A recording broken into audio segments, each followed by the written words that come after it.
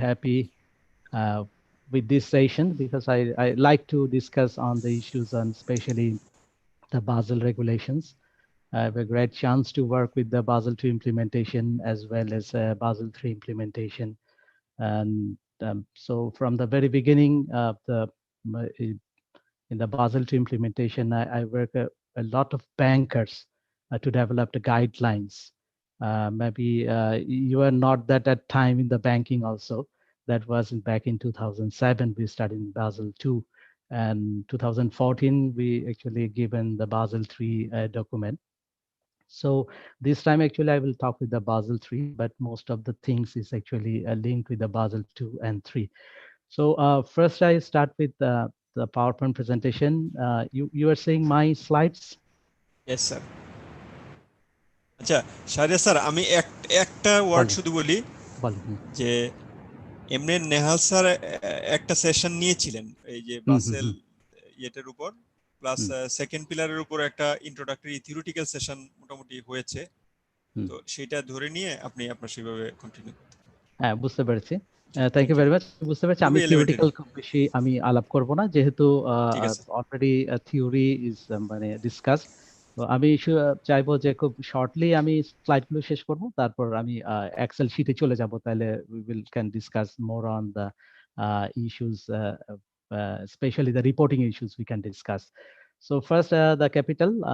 We know the capital protects the depositors and other creditors of the bank. It's very much important. And it is actually this it becomes sometimes worthless when the loans is not repaid in time, and other assets also can be lose their value, especially the fixed assets. So it will be very difficult for the banks to manage when the loans become toxic in the system. So, and I'm just very short, I will discuss the two examples. One is the note Bank A and Bank B that are identical on the asset side, but A has the more capital and fewer deposits on the liability sides. And is the capital actually the protective functions? And now I assume that the half of the loans of each bank, the same banks we discussed, they become worthless. And Bank A's depositors are protected. You find that this is protected, and the bank is actually insolvent. You'll send that is you can find it that its capital become negative. So the capital is very much actually important, and when the capital is protected, then the depositors are safe and sound. So this is the main functions of why capital is important. Initially, already you know the minimum capital requirement, supervisory review process, and market discipline. These three pillars actually the main basis of the Basel II, Basel III capital accord. And now I just discuss on some of the issues, what we actually trying, that what calculation method actually we will use. For the pillar one, minimum capital requirements in the credit risk, still we are not in the IRB approach. We are working at the standardized approach, the first. Actually, when we started in 2008, back in 2008, we committed that we'll be in IRB from 2012. At that time, we give some license to the ECAIS, external credit institutions rating. That is what is the rating agencies, credit assessment institutions. And we will find some 3 years rating and we start an IRB process, but still we are not in the IRB. So we follow the standardized approach to calculate the risk-weighted asset for the credit risk, and the market risk and operation risk. For the market risk, we also the rule-based standards approach. The standards approach is some given rules we will use, and the operational risk actually we use the just basic fundamentals, the standardized basic indicators approach, not it is in the standards approach. So when we start then the calculation, we will give the idea there.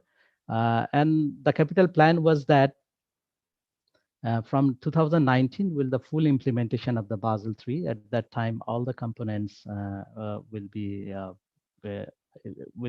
start with the full-fledged, especially the capital conservation buffer, we have to maintain 2.5. So today, actually, I will not talk about the capital conservation buffer.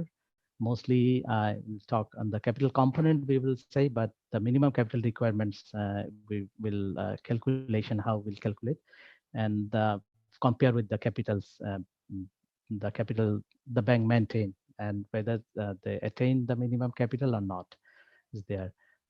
I'm skipping this. The calculation risk weight is the three just some different dimensions that while we calculate the credit risk, that is a risk-weighted asset for the credit risk, we will use the sound খুব slow শোনা যাচ্ছে sir.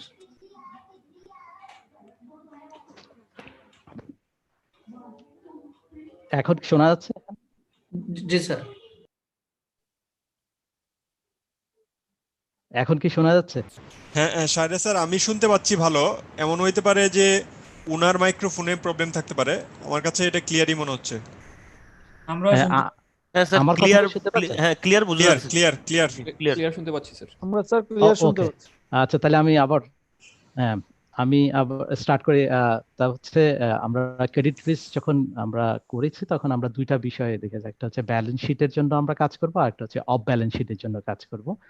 তো ওই এই ক্ষেত্রে আমরা সরাসরি যেটা পাবো সেটা হচ্ছে আমরা রিস্ক ওয়েটেড অ্যাসেট, অর্থাৎ আমরা একটা আমরা ব্যালেন্স শিটের একটা অ্যামাউন্ট আমরা পাবো, সেটার সাথে আমরা রিস্ক ওয়েট দিয়ে যখন মাল্টিপ্লাই করব, আমি দেখাবো সেক্ষেত্রে আমরা রিস্ক ওয়েটেড অ্যাসেট পেয়ে যাব, এটা ক্রেডিট রিস্কের জন্য।